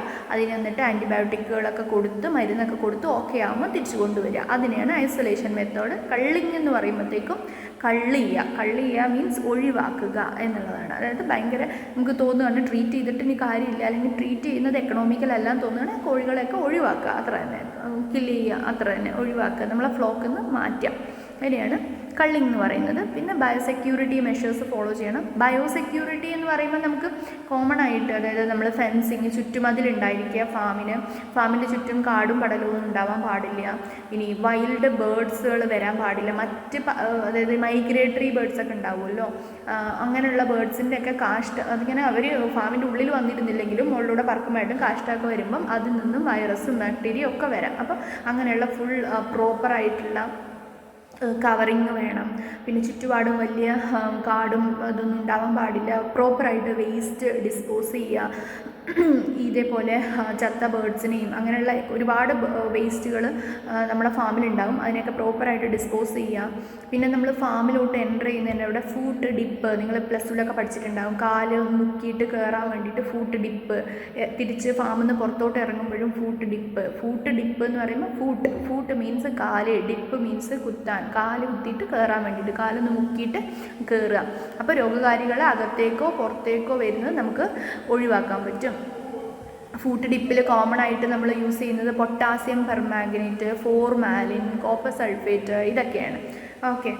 പിന്നെ ഇതിൻ്റെ സാൽമണലോസിസിൻ്റെ കാര്യം ഞാൻ പറഞ്ഞു. സൂണോട്ടിക് ആണ്, ഫുഡ് ബോൺ ഇൻഫെക്ഷൻ ഉണ്ടാവും, നമുക്ക് ഇൻഫെക്ഷൻ വരും എന്നുള്ള കാര്യം ഓർക്കുക. അപ്പം ഇതാണ് ഫസ്റ്റ് ബാക്ടീരിയൽ ഡിസീസ്. ഇത്രയാണ് സാൽമണലോസിസിനെ പറ്റിയിട്ട് മെയിനായിട്ട് പറയാനുള്ളത്. അതിൽ പോസ്റ്റ്മോർട്ടം ലീഷൻ ഓർത്തിരിക്കണം. പിന്നെ ഫൗൾ ടൈഫോയിഡ് എന്നുള്ള വേറൊരു പേരുണ്ടെന്ന് ഓർക്കുക. പിന്നെ എന്താണ്, നമുക്ക് ടെട്രാസൈക്ലിൻ ആണ് കോമൺ ആണത്. പിന്നെ ഐസൊലേഷൻ കള്ളിങ് പിന്നെ കോമൺ ആണ്. അതായത് എല്ലാ അസുഖങ്ങൾക്കും ഈ പറഞ്ഞ ഐസൊലേഷനും കള്ളിങ്ങും അതേപോലെ ബയോസെക്യൂരിറ്റി മെഷേഴ്സൊക്കെ നമുക്ക് ഫോളോ ചെയ്യാവുന്നതാണ്. ഓക്കെ. അപ്പോൾ അടുത്ത അസുഖം നോക്കാം. അടുത്തതാണ് ഫൗൾ കോളറ എന്ന് പറയുന്നത്. ഫൗൾ കോഴിയുടെ ഫൗൾ കോളറ. കോളറുള്ള ഡ്രസ്സൊക്കെ ഇടുന്നത് ആരാ? പാസ്ചുറല്ലോസിസ് അല്ലെങ്കിൽ ഷിപ്പിംഗ് ഫീവർ എന്നൊക്കെ ഇതിന് സിനോണിംസ് ഉണ്ട്, വേറെ പേരുകളുണ്ട്. പാസ്ചറാണ് ഫൗൾ കോളറ എന്ന് കിട്ടിക്കഴിഞ്ഞിട്ടുണ്ടെങ്കിൽ നമുക്ക് പെട്ടെന്ന് എന്താണ് പാസ്ചുറല്ലോസിസ് ഉണ്ടാക്കുന്നത് പാസ്ചുറല്ല മൾട്ടോസിഡയാണ്. അതോടുകൂടി നമുക്ക് രോഗകാരിനെയും കിട്ടും. Fowl cholera is caused by, ഏത് ഓർഗാനിസാണ് കോസ് ചെയ്യുന്നത്, ആരാണ് ഇത് ഉണ്ടാക്കുന്നത്, ഏത് ബാക്ടീരിയയാണ് ഉണ്ടാക്കുന്നത്. ബാക്ടീരിയ ആണെന്ന് ആദ്യം ഓർമ്മ വേണം കേട്ടോ. ബാക്ടീരിയയാണ് ഉണ്ടാക്കുന്നത് എന്ന് പറയുമ്പോഴത്തേക്കും നമുക്ക് പാസ്ചറിന് കിട്ടുമ്പോഴത്തേക്കും പാസ്ചുറല്ല മൾട്ടോസിഡാന്ന് കൂടെ കിട്ടും. പിന്നെ ഇതിൻ്റെ മെയിനായിട്ടുള്ളതെന്ന് പറയുന്നത് കോമ്പ് വാട്ടിൽ, പൂവും അതുപോലെ ഇവിടെ താഴെയുള്ള വാട്ടിലൊക്കെ ഭയങ്കര തടി വെച്ചിട്ടുണ്ടാകും, എഡിമാറ്റസ് ആയിട്ടുണ്ടാകും. ഓട്ടൈറ്റിസ്, ചെവിയിൽ എപ്പോഴും ചെവി ഇങ്ങനെ അതായത് ചെവിയല്ല തല ഇങ്ങനെ കുടഞ്ഞുകൊണ്ടിരിക്കും കോഴി. കാരണം ഇതിന് ചെവിയിൽ ഇൻഫെക്ഷൻ, അതിനെയാണ് ഓട്ടൈറ്റിസ് എന്ന് പറയുന്നത്. ഈ ചെവി ഇൻഫെക്ഷൻ വന്നിട്ട് ഭയങ്കര പെയിനും കാര്യങ്ങളും ഉണ്ടായിട്ട് അതിങ്ങനെ കുടഞ്ഞുകൊണ്ടേയിരിക്കും. ശ്വാസം മുട്ട്, ഡിഫിക്കൽട്ടി ഇൻ ബ്രീത്തിങ്, അതായത് ശ്വസിക്കാൻ ഭയങ്കര ബുദ്ധിമുട്ട്, തല ഇങ്ങനെ നീട്ടി പിടിച്ചിട്ട് ഇങ്ങനെ വലിച്ചുകൊണ്ടിരിക്കും. അതിനാണ് ഗ്യാസ്പിംഗ് എന്ന് പറയുന്നത്. ഇങ്ങനെയുള്ള സൈനുകളൊക്കെ കാണുന്നുണ്ട്. പിന്നെ നമ്മൾ പോസ്റ്റ്മോർട്ടം ചെയ്ത് നോക്കുകയാണെന്നുണ്ടെങ്കിൽ ഇതിന് ഭയങ്കര രസമുള്ള ഇതിന് മാത്രം കാണുന്നൊരു പർട്ടിക്കുലറായിട്ടൊരു PM ലീഷൻ എന്ന് പറഞ്ഞാൽ പങ്ക്റ്റേറ്റ്, അതായത് കുഞ്ഞു കുത്തു ഡോട്ടായിട്ട് ഹാർട്ടിൽ, ഹൃദയത്തിൽ എന്ത് കാണാൻ പറ്റും? ഹെമറേജ് കാണാൻ പറ്റും. ഞാൻ പറഞ്ഞല്ലോ, അതായത് പുറത്തോട്ട് ബ്ലഡ് വന്നിട്ടില്ല, ഊസ് ഔട്ട് ചെയ്ത് വന്നിട്ടില്ല, പക്ഷേ നമുക്കിങ്ങനെ കുത്തായിട്ട് ഉള്ളിൽ ബ്ലീഡിങ് ഉണ്ടായത് കാണാൻ പറ്റും. അതിനാണ് ഹെമറേജ് എന്ന് പറയുന്നത്. അപ്പോൾ അത് ഹെമറേജ് കാണാൻ പറ്റും. അത് ഹാർട്ടിൻ്റെ അകത്ത്, അതും ഇമ്പോർട്ടൻ്റ് ആണ്, ഓർക്കണം. പിന്നെ നമ്മൾ ഈ ഒരു ബാക്ടീരിയൽ ഡിസീസിന് വാക്സിൻ ഉണ്ട്. നമ്മൾ കോമൺ ആയിട്ട് നമ്മളെ വാക്സിനേഷൻ ഷെഡ്യൂളിൽ പ്രാക്ടീസ് ചെയ്യുന്ന വാക്സിൻസ് മാത്രമേ പറയുന്നുള്ളൂ കേട്ടോ. പുറത്തൊക്കെ പലതിനും വാക്സിൻസ് ഉണ്ട്. ഇപ്പം നമ്മളിവിടെ യൂണിവേഴ്സിറ്റിയിലൊക്കെ ഒക്കെ പ്രാക്ടീസ് ചെയ്യുന്ന വാക്സിനേഷൻ മാത്രമാണ് പറയുന്നത്. അപ്പം ഇതിന് ഫൗൾ കോളറയ്ക്ക് വാക്സിൻ ഉണ്ട്. നമ്മൾ 5ാമത്തെ ആഴ്ച 5th വീക്കിൽ കിൽഡ് വാക്സിനാണ് കൊടുക്കുന്നത്. സബ്ക്യൂട്ടേനിയസ് റൂട്ടാണ്, തൊലിയുടെ അടിയിലേക്കാണ് കൊടുക്കുന്നത്. അത് കഴിഞ്ഞിട്ട് 8ാമത്തെ വീക്കിലും ഇതേപോലെ തന്നെ സബ്ക്യൂട്ടേനിയസ് റൂട്ടിൽ 2nd ഡോസ് കൊടുക്കുന്നു. പിന്നെ ട്രീറ്റ്മെൻറ്റ് ആൻറ്റിബയോട്ടിക് ടെട്രാസൈക്ലിൻ ഗ്രൂപ്പ് തന്നെയാണ് കോമൺ ആയിട്ട് യൂസ് ചെയ്യുന്നത്. ബയോസെക്യൂരിറ്റിയും റോഡൻസ് കൺട്രോൾ. റോഡൻസ് എന്ന് പറയുമ്പോൾ എന്താണെന്ന് അറിയില്ലേ, എലിയും മറ്റേ അങ്ങനെയുള്ള സാധനങ്ങളൊക്കെ, കീരി, അങ്ങനെയുള്ള റോഡൻസ് ഈ ബാക്ടീരിയയുടെ, അതായത് ഇപ്പോൾ പറഞ്ഞിട്ടുള്ള പാസ്റ്റുറല്ല മൾട്ടോസിഡയുടെ ഒരു വാഹകരായിട്ട് ആക്ട് ചെയ്യാറുണ്ട്. സോ അതുകൊണ്ട് റോഡൻ കൺട്രോളും ഇതിൽ ഇമ്പോർട്ടൻ്റ് ആണ്. ഓക്കെ, അത്രയാണ് ഫൗൾ കോളറ. ഇനി അടുത്ത ഒരു ബാക്ടീരിയൽ ഡിസീസാണ് ഇൻഫെക്ഷ്യസ് കൊറൈസ എന്ന് പറയുന്നത്. ഇൻഫെക്ഷ്യസ് കൊറൈസ. ഓക്കെ, ഇൻഫെക്ഷ്യസ് കൊറൈസ, ഈ പേര് കേൾക്കുമ്പോൾ എന്തോ ഒരു സാധനം പോലെ തോന്നുമെങ്കിലും അങ്ങനെ ഉള്ളതല്ല. ഇൻഫെക്ഷ്യസ് കൊറൈസ എന്ന് പറയുന്നത് പിന്നെ ഉണ്ടാക്കുന്ന രോഗകാരിയുടെ പേര് അഥവാ ആ ബാക്ടീരിയയുടെ പേര് ഹീമോഫിലസ് പാരാഗാലിനേറം, അല്ലെങ്കിൽ ഇപ്പോൾ ഹീമോഫിലസിനെ എവി ബാക്ടീരിയം എന്നാണ് പറയുന്നത്. അപ്പം എവി ബാക്ടീരിയം പാരാഗാലിനേറം എന്നോ ഹീമോഫിലസ് പാരാഗാലിനേറം എന്നോ ഓപ്ഷനിലുണ്ടെങ്കിൽ രണ്ടും സെയിം ആണ് ഇൻഫെക്ഷ്യസ് കൊറൈസ ഉണ്ടാക്കുന്നത്.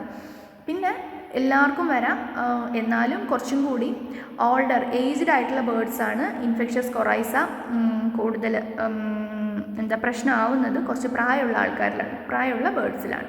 ഓക്കെ, ഇതിനെ നമുക്ക് വെച്ചിട്ടുണ്ടെങ്കിൽ കോഴിയുടെ 2 സൈഡും ഇങ്ങനെ വീർത്തിരിക്കും, ഇത് മെയിനായിട്ട് അപ്പർ റെസ്പിറേറ്ററി ട്രാക്ട് ഇൻഫെക്ഷൻ, അതായത് ബാക്കിയൊന്നും പ്രശ്നം ഉണ്ടാവില്ല. അതായത് റെസ്പിറേറ്ററി ട്രാക്റ്റിൽ മുകളിലോട്ട് മാത്രമുള്ള പ്രശ്നമാണ്, ഇൻഫെക്ഷനാണ് ഈ ഇൻഫെക്ഷ്യസ് കൊറൈസ എന്ന് പറയുന്നത്. അപ്പം ഈ കോഴിയുടെ മുഖം 2 സൈഡിലും ഇങ്ങനെ വീർത്തിരിക്കും, കണ്ണിങ്ങനെ അടഞ്ഞ് ഒട്ടിപ്പിടിച്ചിട്ടുണ്ടാകും, കണ്ണിൻ്റെ ഉള്ളിൽ നിന്നും മൂക്കിൽ നിന്നും ഇങ്ങനെ ഭയങ്കര ഫൗൾ സ്മെല്ലിങ്, ഒരു ബാഡ് സ്മെല്ലിങ് ആയിട്ടുള്ള ഇങ്ങനെ ഡിസ്ചാർജ് ഇങ്ങനെ ഒലിച്ചുകൊണ്ടേയിരിക്കും. എന്നിട്ട് കോഴി ഇങ്ങനെ തലയിട്ട് ഇങ്ങനെ കുലുക്കൊക്കെ ചെയ്യുമ്പോൾ ഡിസ്ചാർജ് അങ്ങോട്ടും ഇങ്ങോട്ടൊക്കെ ആവും. ഭയങ്കര സ്മെല്ലുള്ള ഒരു വാട്ടർ ഡിസ്ചാർജ് ആയിരിക്കും. പിന്നെ ഇത് ഭയങ്കര കണ്ടേജിയസ് ആണ്. കണ്ടേജിയസ് എന്ന് പറഞ്ഞാൽ അങ്ങോട്ടും ഇങ്ങോട്ടും പെട്ടെന്ന് പകരും, ഒരു കോഴിയിൽ നിന്നും മറ്റേതിലേക്ക് പകരും. ഞാൻ ഓൾറെഡി പറഞ്ഞു അപ്പർ റെസ്പിറേറ്ററി ട്രാക്ട് ഇൻഫെക്ഷൻ. ചിലപ്പോൾ ഈ സ്റ്റേറ്റ്മെൻറ്റിലെ highly contagious upper respiratory tract infection of chicken, upper എന്ന് കാണുമ്പോൾ തന്നെ നിങ്ങൾ പെട്ടെന്ന് അതിൽ നോക്കേണ്ടത് ഇൻഫെക്ഷ്യസ് കൊറൈസ ഉണ്ടോ എന്നാണ്. നമ്മളിപ്പോൾ കോമൺ ആയിട്ട് പഠിക്കുന്നില്ല അപ്പർ റെസ്പിറേറ്ററി ട്രാക്ട്, അതായത് മുകളിലോട്ടുള്ള നമ്മുടെ റെസ്പിറേറ്ററി ട്രാക്റ്റിൻ്റെ റെസ്പിറേറ്ററി ട്രാക്റ്റിൻ്റെ അപ്പർ ഭാഗത്തോട്ട് മാത്രം കൺഫൈൻ ചെയ്ത് നിൽക്കുന്ന ഒരേ ഒരു അസുഖം, അതായത് നമ്മുടെ ഇൻഫെക്ഷ്യസ് കൊറൈസയാണ്. അപ്പോൾ നമ്മുടെ മനസ്സിൽ ഫസ്റ്റ് അത് വരണം, പിന്നെ അത് വെച്ചുകൊണ്ട് വേണം ബാക്കിയുള്ളത് അതിലേക്ക് സ്യൂട്ട് ആവുന്നുണ്ടോ എന്ന് വേണം നമ്മൾ നോക്കാൻ. ഓക്കെ, പിന്നെ അത് ഇങ്ങനെ സംഭവിക്കുമ്പോഴത്തേക്കും എന്താണ്, ബേർഡിന് കണ്ണ് കാണില്ല, കണ്ണടഞ്ഞിരിക്കുന്നതുകൊണ്ട് ഫുഡ് മര്യാദയ്ക്ക് കഴിക്കാൻ കഴിയില്ല. അങ്ങനെ ഫുഡ് കഴിക്കാതെ ആകുമ്പോഴത്തേക്കും പ്രൊഡക്ഷൻ കുറയും. അല്ലാണ്ട് ഈ അസുഖം കൊണ്ട് പ്രൊഡക്ഷൻ കുറയുന്നതല്ല, അതായത് മുട്ട ഇടുന്നത് കുറയുന്നതല്ല. ഇത് റെസ്പിറേറ്ററി ട്രാക്റ്റിനെ മാത്രമേ എഫക്റ്റ് ചെയ്യുള്ളൂ. പക്ഷേ ഈ ശ്വസിക്കാനുള്ള ബുദ്ധിമുട്ടും കണ്ണ് കാണാത്തതുകൊണ്ട് ഫുഡ് കഴിക്കാൻ പറ്റാത്തതും അങ്ങനെയൊക്കെ കാരണങ്ങൾ കൊണ്ട് മുട്ടയിടുന്നത് വളരെയധികം കുറയും. ഓക്കെ, ഇതിന് നമുക്ക് ഇത് വന്നിട്ട് ചികിത്സിക്കുന്നതിനേക്കാളും പ്രിവെൻഷനാണ് ഏറ്റവും ബെറ്റർ ആയിട്ടുള്ളത്. നല്ല സാനിറ്റൈസേഷനും അതുപോലെ സ്ട്രിക്റ്റ് ആയിട്ടുള്ള ബയോസെക്യൂരിറ്റി മെഷേഴ്സും അതുപോലെ അസുഖമുള്ള സോഴ്സിൽ നിന്നും നമ്മൾ ബേർഡ്സിനെ കൊണ്ടുവരാതിരിക്കുക, ഇതൊക്കെയാണ് മെയിനായിട്ട് നമുക്കിതിനെ പ്രിവെൻറ്റ് ചെയ്യാൻ വേണ്ടി ചെയ്യാൻ പറ്റുന്നത്. പിന്നെ അതുപോലെ ഈ ബേർഡിന്, ഒരു കോഴിക്ക് ഇത്തരത്തിലുള്ള ഇത് വന്നു കഴിഞ്ഞിട്ടുണ്ടെങ്കിൽ, ഞാൻ പറഞ്ഞു റെസ്പിറേറ്ററി ട്രാക്റ്റിന് മാത്രം വരുന്നൊരു അസുഖം ആയതുകൊണ്ട് കോഴികൾ അങ്ങനെ ചത്തുപോകില്ല. പക്ഷെ ചിലപ്പം ഇവർ സർവൈവ് ആവും, അതായത് അസുഖം കുറച്ച് കഴിയുമ്പോഴത്തേക്കും മാറിയിട്ട് സർവൈവ് ആവും. പക്ഷെ സർവൈവ് ചെയ്ത ബേർഡ്സ്, അസുഖം പോയ ബേർഡ്സും എന്തായിരിക്കും, അവരും ഈ ബാക്ടീരിയയുടെ സോഴ്സായിട്ട് ആക്ട് ചെയ്യും.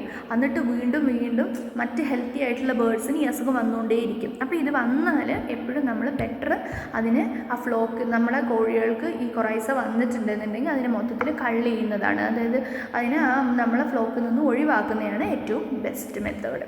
ഓക്കെ, അത്രയാണ് ഇൻഫെക്ഷ്യസ് കൊറൈസേനെ പറ്റിയിട്ട് ഓർക്കാനുള്ളത്. ഇപ്പം ബാക്ടീരിയൽ ഡിസീസുകൾ കംപ്ലീറ്റ് ആയി.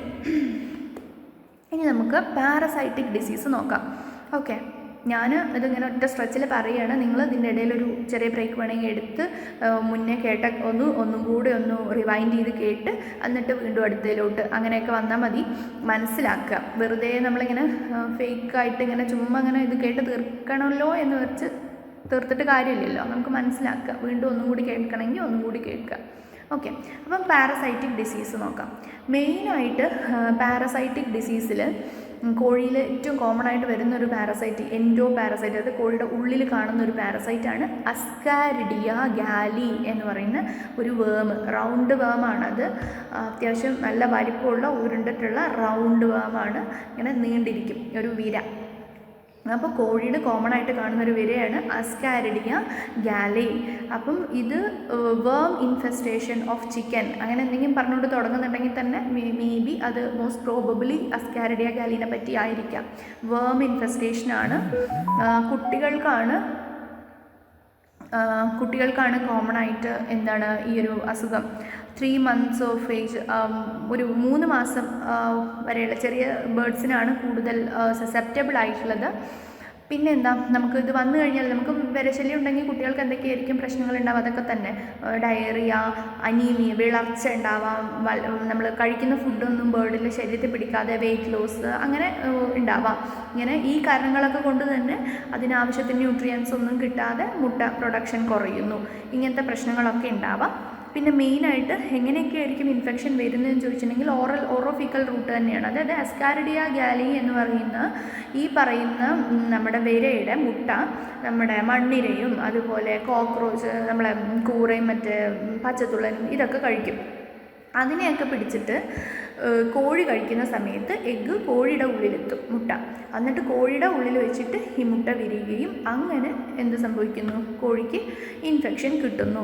അങ്ങനെ ഭയങ്കര ഹെവി ആയിട്ട് ഇൻഫെക്ഷൻ ഉണ്ടായിക്കഴിഞ്ഞാൽ നിങ്ങൾക്ക് പിന്നെ ഫീൽഡിൽ നിങ്ങൾ വർക്ക് ചെയ്യുമ്പോഴൊക്കെ പോസ്റ്റ്മോർട്ടമൊക്കെ ചെയ്യുമ്പോൾ കാണാം നിറച്ചിങ്ങനെ വിരകൾ ഇങ്ങനെ നിറഞ്ഞിട്ട് ഇൻറ്റസ്റ്റൈൻ ഇങ്ങനെ ഒബ്സ്ട്രക്ഷൻ, അതായത് നമ്മുടെ ഈ അന്നനാളത്തിലൊക്കെ വന്ന് അടഞ്ഞിട്ട് അങ്ങോട്ടേക്ക് താഴോട്ട് ഫുഡൊന്നും പാസ് ചെയ്യാൻ പറ്റാതെ അങ്ങനെ കോഴി ഡെത്ത് സംഭവിക്കാം.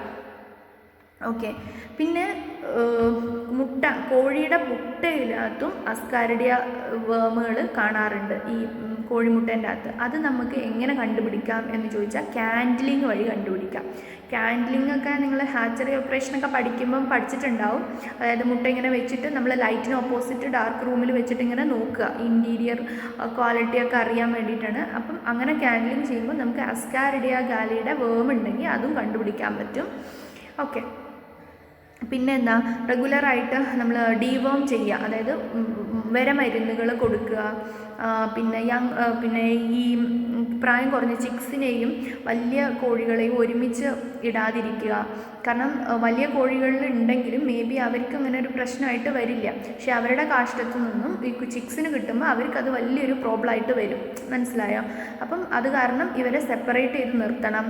അതുപോലെ ലിറ്റർ മെറ്റീരിയൽ വീണ്ടും വീണ്ടും ഉപയോഗിക്കാതിരിക്കുക. ലിറ്റർ മെറ്റീരിയൽ എന്ന് പറഞ്ഞാൽ കോഴി കൂടിൻ്റെ നിലത്ത് വിരിക്കുന്ന നമ്മൾ ബെഡിങ് ആയിട്ട് യൂസ് ചെയ്യുന്ന മെറ്റീരിയൽ, നമ്മുടെ മരപ്പൊടിയോ അങ്ങനത്തുള്ള സാധനങ്ങൾ, അതിനെയാണ് ലിറ്റർ മെറ്റീരിയൽ എന്ന് പറയുന്നത്. അത് വീണ്ടും വീണ്ടും യൂസ് ചെയ്യുമ്പോൾ എന്താണെന്ന് വെച്ചിട്ടുണ്ടെങ്കിൽ ഇതിൻ്റെ അകത്ത് ഈ എഗ്ഗുകൾ ഉണ്ടെന്നുണ്ടെങ്കിൽ അത് വീണ്ടും വീണ്ടും ഇൻഫെക്ഷൻ ഉണ്ടാകാൻ കാരണമാകും. ഇൻഫെക്ഷന് ഒരു സോഴ്സായിട്ട് ആക്ട് ചെയ്യും. പിന്നെ എന്താ, അപ്പോൾ കറക്റ്റ് പ്രോപ്പറായിട്ട് നമുക്ക് ഈ ലിറ്റർ റിമൂവ് ചെയ്യാം. അങ്ങനെയുള്ളതൊക്കെയാണ് നമുക്ക് ഇതിന് ചെയ്യാൻ പറ്റുന്ന ഒരു ഇത്.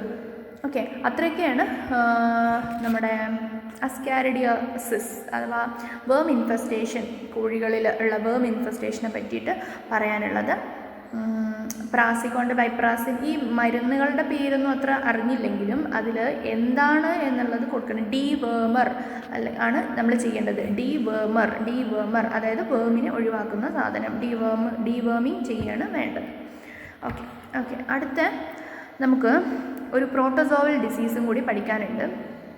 പ്രോട്ടോസോവൽ ഡിസീസ് കുറേ ഉണ്ട്, പക്ഷേ എന്നാലും നമ്മുടെ കോക്സിഡിയോസിസ് എന്ന് പറയുന്ന ഭയങ്കര കോമൺ ആയിട്ട് പൗൾട്രിയിൽ കണ്ടുവരുന്ന ഒരു പ്രോട്ടോസോവൽ ഡിസീസ് ഉണ്ട്. അതിനെപ്പറ്റി കുറച്ച് കാര്യമായിട്ട് തന്നെ നോക്കാം. അപ്പം ഏറ്റവും അതന്നെ ഫസ്റ്റ് എഴുതിയിരിക്കുന്നത് ഏറ്റവും ഇമ്പോർട്ടൻ്റ് ആയിട്ടുള്ളൊരു പ്രോട്ടോസോവൽ ഡിസീസാണ് പൗൾട്രിയിലുള്ളത്. ഇതും ഈ പറഞ്ഞ പോലെ തന്നെ കുട്ടികളിൽ ചെറുതാവുന്ന സമയത്ത് ചിക്സിലാണ് കൂടുതലായിട്ട് ഔട്ട് ബ്രേക്ക് കാണുന്നത്. പിന്നെ ഒരുപാട് സ്പീഷീസുകളുണ്ട്. ഐ മീൻ അതായത് എയ്മറിയ എന്ന് പറയുന്ന എന്താണ് സ്പീഷീസാണ് നമ്മളെ കോഴികളിൽ മെയിനായിട്ട് എഫക്റ്റ് ചെയ്യുന്നത്. അത് ഓരോ പാർട്ടിലും അതായത് നമ്മുടെ മെയിനായിട്ട് ഇൻറ്റസ്റ്റൈനെയാണ് എഫക്റ്റ് ചെയ്യുന്നത്. അതായത് നമ്മുടെ ഇൻറ്റസ്റ്റൈൻ്റെ തന്നെ ഏത് ഭാഗത്തെ സീക്കാണോ മിഡിൽ ഇൻറ്റസ്റ്റൈൻ ആണോ അങ്ങനെ ഓരോ ഭാഗത്തിനും ഓരോരോ ഡിഫറെൻറ്റ് എയ്മേറിയകളാണ്. അത്രയൊന്നും പഠിച്ചില്ലെങ്കിലും കോഴിയിലെ കോക്സിഡിയ എയ്മറിയ ആണ് എന്ന് അറിഞ്ഞു വെക്കുക. എയ്മറിയ ആണ് എന്ന് ഓർത്തു വെക്കണം. പിന്നെ എയ്മറിയ എന്ന് പറയുന്ന ഞാൻ സ്പീഷീസ് എന്ന് പറഞ്ഞു തോന്നുന്ന ഇടയിൽ ജീനസ് കേട്ടോ, എയ്മറിയ ജീനസ് ആണ് എയ്മറിയ. അപ്പോൾ എയ്മറിയ കണ്ട കോക്സിഡിയ ആണെന്നും പൗൾട്രിയിലെ കോക്സിഡിയാണ് പ്രോട്ടോസോവയാണ് എന്ന കാര്യം ഓർത്തു വയ്ക്കുക. ഓക്കെ, ഇനി ഇത് ഓറോഫിക്കൽ റൂട്ട് തന്നെയാണ് പറഞ്ഞ പോലെ തന്നെ. അതായത് കാഷ്ടത്തിലൂടെ ഊസിസ്റ്റ് വരുന്നു. ഈ ഊസിസ്റ്റുകൾ അതായത് ഊസിസ്റ്റ് എന്ന് പറഞ്ഞാൽ മുട്ട പോലെയുള്ള സാധനങ്ങൾ അത് പുറത്തോട്ട് വരും. അത് പുറത്ത് അതിന് പറ്റിയ എൻവയോൺമെൻറ്റ് കിട്ടുമ്പോഴത്തേക്കും അതിന് സ്പോറുലേഷൻ, അത് ഉള്ളിൽ സ്പോറുലേറ്റ് ചെയ്യുന്നു. ആ സ്പോറുലേറ്റ് ചെയ്ത ഊസിസ്റ്റ് വീണ്ടും ഫീഡോ വാട്ടറോ വഴി കോഴി കഴിക്കുമ്പോഴത്തേക്കും അത് വീണ്ടും അകത്തോട്ട് എത്തുന്നു. ഇങ്ങനെയാണ് അതിനൊരു ഇൻഫെക്ഷൻ്റെ ഒരു സ്റ്റേജ്. അതായത് ഇൻഫെക്റ്റഡ് ആയിട്ടുള്ള കോഴിയുടെ കാഷ്ടം, ആ കാഷ്ടത്തു നിന്ന് വരുന്നു, അത് വീണ്ടും അടുത്ത കോഴിയിലോട്ടോ ആ സെയിം കോഴിയിലോട്ടോ വീണ്ടും ഇൻഫെക്ഷൻ ഉണ്ടാകുന്നു. ഓക്കെ, ഇതല്ലാതെ പിന്നെന്താ rodents, cockroach, pets, white birds ഒക്കെ വഴിയും നമുക്ക് ഇൻഫെക്ഷൻ വരാം.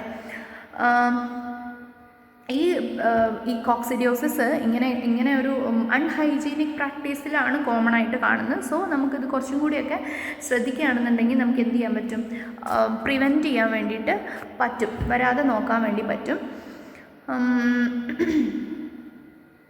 പിന്നെ നമ്മൾ പറയുന്നത് ഇതിലുമായിട്ട് ഭയങ്കരമായിട്ട് ഇമ്പോർട്ടൻ്റ് ആയിട്ട് നമ്മൾ എന്തായാലും കോക്സിഡിയോസിസിനെ പറയുമ്പോൾ മറന്നു പോകാൻ പാടില്ലാത്തൊരു പ്രോഗ്രാമാണ് ഷട്ടിൽ പ്രോഗ്രാം. അങ്ങനെ തന്നെ ചോദിക്കാം, ഷട്ടിൽ പ്രോഗ്രാം എന്താണ്, അല്ലെങ്കിൽ ഷട്ടിൽ പ്രോഗ്രാം എന്തുമായിട്ട് ബന്ധപ്പെട്ടിരിക്കുന്നു, അങ്ങനത്തെ കാര്യങ്ങൾ ഓർത്തു വെക്കുക. അതായത് അതായത് നമ്മൾ ആൻറ്റി കോക്സിഡിയൽ, അതായത് കോക്സിഡിയയ്ക്ക് എതിരെയുള്ള ഡ്രഗ് നമ്മൾ ഫീഡിൽ ചേർത്ത് കൊടുക്കും.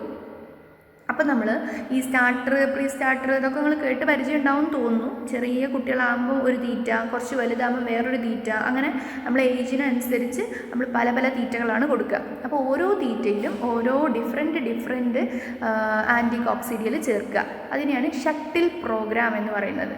അത് കാരണം റെസിസ്റ്റൻസ് ഒഴിവാക്കാൻ പറ്റും. അപ്പം അത്ര ഡീപ്പായിട്ടൊന്നും ഓർത്തില്ലെങ്കിലും ഓരോ ഡിഫറെൻറ്റ് ടൈപ്പ് ഫീഡിൽ വേറെ ടൈപ്പ് കോക്സീഡിയക്കെതിരെയുള്ള മരുന്നുകൾ ചേർക്കുക. അതിനെയാണ് ഷട്ടിൽ പ്രോഗ്രാം എന്ന് പറയുന്നത്. അത് ഓർത്തിരിക്കണേ. അത് എന്തിനാണ് ഹെൽപ്ഫുൾ ആയിട്ടുള്ളതെന്ന് വല്ല സ്റ്റേറ്റ്മെൻറ്റൊക്കെ ചോദിക്കുകയാണെന്നുണ്ടെങ്കിൽ അത് ഡ്രഗ് റെസിസ്റ്റൻസ് ഒഴിവാക്കാനാണ് അതിൻ്റെ ഒരു യൂസ് എന്ന് പറയുന്നത്. പിന്നെ കോമൺ ആയിട്ട് പറഞ്ഞ ബയോസെക്യൂരിറ്റി മെഷേഴ്സും കാര്യങ്ങളൊക്കെ എടുക്കാം.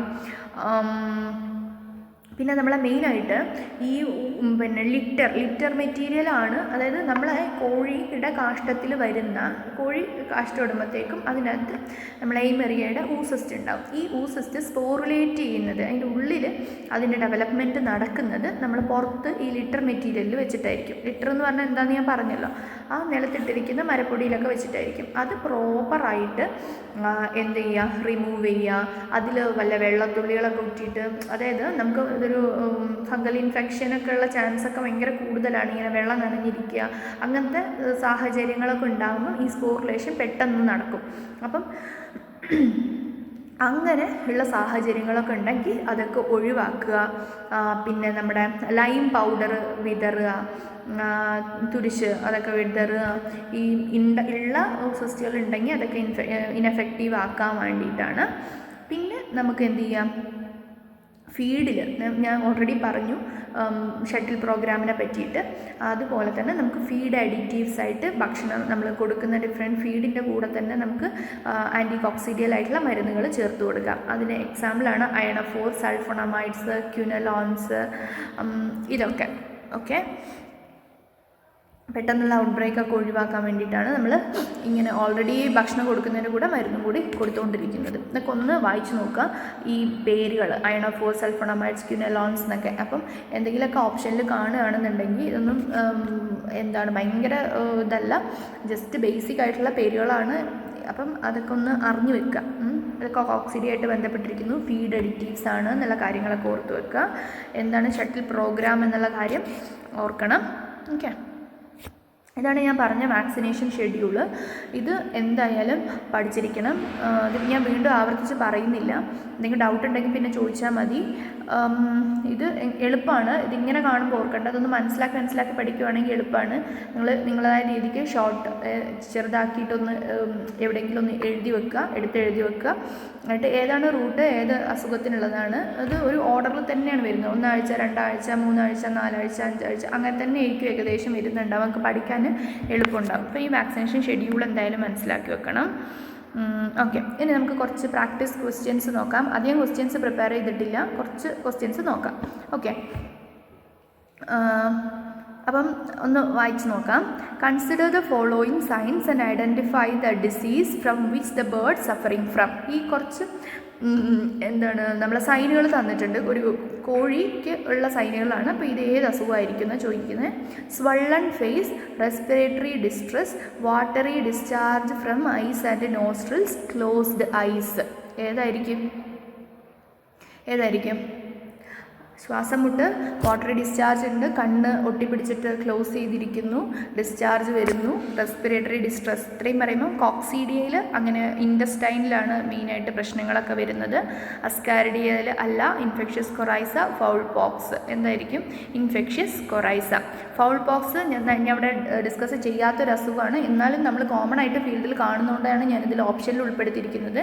കുരിപ്പ് എന്നൊക്കെ അറിയപ്പെടുന്ന, നമ്മൾ കോമൺ ആയിട്ട് അങ്ങനെയൊക്കെ പറയുന്ന അസുഖമാണ്. അതായത് ചെറിയ ഒരു തരിതരി പോലെ ഈ കോമ്പിലും വാട്ടിലൊക്കെ പൂവിലും ഇതിലൂടെയൊക്കെ നമുക്കിങ്ങനെ ചെറിയ ഒരു കറുത്ത അരിമ്പാറയൊക്കെ പോലെ ഇങ്ങനെ ഒരു ഗ്രോത്തുകൾ കാണാൻ പറ്റും. അതിനെയാണ് ഫൗൾ പോക്സ് എന്ന് പറയുന്നത്. പോക്സ് വൈറസ് ആണ് വൈറസ് ഉണ്ടാക്കുന്ന അസുഖമാണ്. ഓക്കെ, അടുത്തത് identify the correct pair. MD Marek disease, Lasota. RD HVT vaccine. ND Lasota, fowl pox, wing prick. Okay, അപ്പോൾ ഇതിൽ മാരക് ഡിസീസിൻ്റെ വാക്സിൻ ഏതാണ്?